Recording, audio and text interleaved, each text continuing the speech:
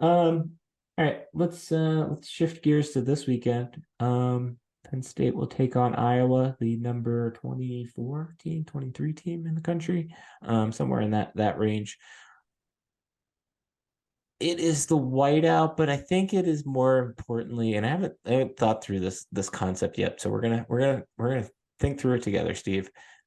It is more importantly, I think, the rematch, the chance at redemption for the 2021 game. And I think that game, I don't think I don't think it necessarily bothers James Franklin, but I bet it just eats at him just a little bit, enough to be annoying. And I wonder if James Franklin, in like, more so than his team, wants this one, just because that game really screwed up a whole season for him. More so, regardless of the injury to Sean Clifford in that game. And I forget who the big tackle was that got injured in that game as well. PJ Mustipher, I believe. I think that game just kind of, you could feel the air go out of that season as Taquan Robertson is getting charged with another false start penalty or delay game penalty. And I just think this is maybe the first time we're going to find out and see, between that and then Kirk Ferentz's comments about smells like a rat. Does James Franklin, like, is he gonna? It's okay for him to maybe let his ego step in on this one, because I feel like he's always about the team. Nah, I think he personally wants this one. I don't know. That's my thoughts on it. Oh, I think that's probably true. I think he's smart enough not to say that publicly. Yeah. I think he is smart enough to make his team aware of it, because that's the differentiator, it feels like, anymore with college, some of college football. It's not so much because players turn over. I mean, not maybe at these two programs, but players, if they turn over, it's about motivation. It's about a reason. It's about us against them. It's about making it personal, as everybody's heard in Colorado for the past 2 weeks. Yeah, I think that game, the air went out of the balloon, right? And it was only Iowa, right? That's what makes it worse, right? They lose to Iowa, like, it's Iowa, and then they've got the other teams coming that always come, right? And I think that's where the fan base goes. And I do think, no matter how much a team is 1-0, 1-0, 1-0, they go there as well. I would be highly surprised if that happened this weekend. I appreciate Iowa is a good defense. I appreciate they have a much better quarterback than they've had back there before. I appreciate they've won here for the whiteout before, so that's great too. I guess I'd be surprised. I just think Penn State's the better team. I think that shows up to me the most is I think we're going to find out something about this team in a good way that we didn't necessarily find out last week.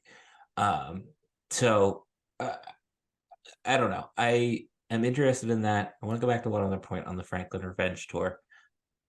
It is no coincidence that this game is the whiteout. I wholeheartedly believe that there is no coincidence that James Franklin didn't say, I want that one to be the whiteout, and I don't care about anything else. Like, I think he knows. But you would have set that game as the whiteout before the season. That I would love to know that. Like, I would love to know the behind the scenes on picking the game, right? Because they're picking an early season game because they want the team to be undefeated, for the most part. Like, it's not going to be a late season. It's never been, well, I don't know what the latest it's been, but it just feels like Michigan. The one in my senior year was the second to last weekend of the season. Okay. So it just feels like they're not going to wait though that long and hope that the teams, I don't know. And I don't know how much the TV networks had to do with it, right? Because, they got their sneaky whiteout for NBC for the home opener and all that kind of stuff. But yeah, I don't think he's upset about it. I just think Penn State under James Franklin has consistently played in big games. They don't play down a lot. They do play up. The moment has not been too big for them often. And I think this is going to be another one of those moments. Here was something I was looking up. Next year will be the 20th anniversary of the whiteout. The first whiteout, the Purdue game one. Steve, what is your favorite whiteout?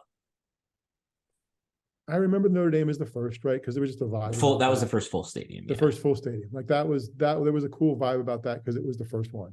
So I remember that. The game obviously wasn't great.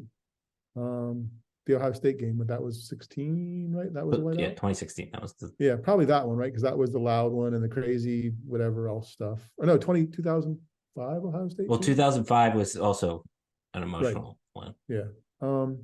Maybe Notre Dame just because of the first full stadium. I mean, I think I just remember the energy getting up to it, and just Yeah. the anticipation, and it was going to be something special and different. So maybe that.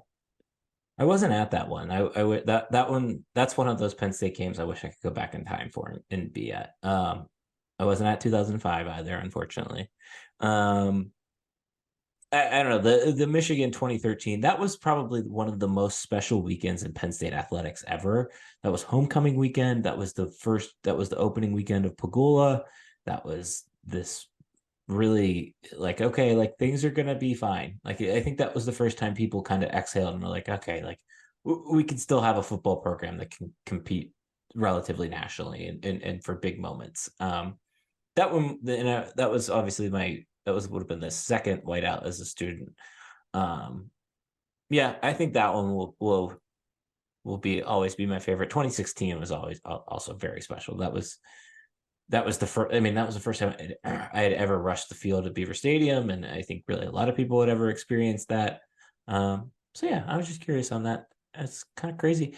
Here's a fun quirk. Were you an early adult? Go ahead. I was just to say it won't next year won't be the 20th whiteout though because of COVID. Right. It would be the 19th whiteout. What was your question? Were you on the field early in the field rushing process, or were you like watching and trying to figure out when to go? Like, how did that play out? Yeah, it was more. It wasn't like late, but it was relatively early on. Enough that the picture of us on the field, there are still people running behind us.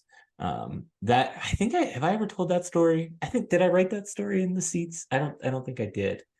That so we weren't students anymore. That was my first season, graduated.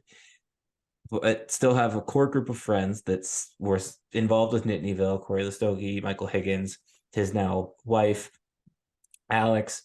And the just like it is the most insane story ever. But they rush the field, fall down, like first people on the field type thing. Our friend G-Wiz falls down.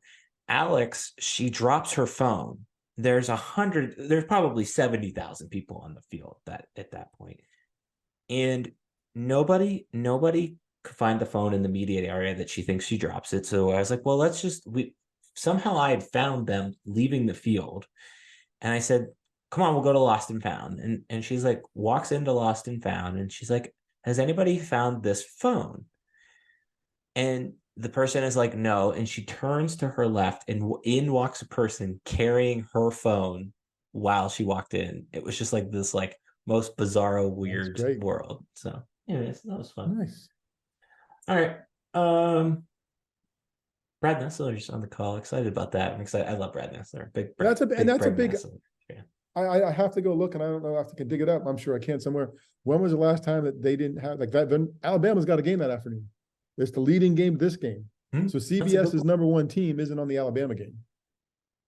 What was when Penn State played Alabama? I guess that would have been an ESPN game in State College. I was trying to think because this will be the first. This is their first game in CBS since 1996 at Beaver Stadium.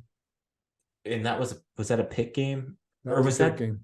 That was a Pitt game. Okay. And then their first game, they were on CBS last year against Auburn, and their most recent CBS game before that was at Pitt in 2000. Okay. And then the Miami game was in there somewhere too. Somewhere, yeah. Down there. Okay. Yeah, down at Miami. Okay. So that's exciting. Something different.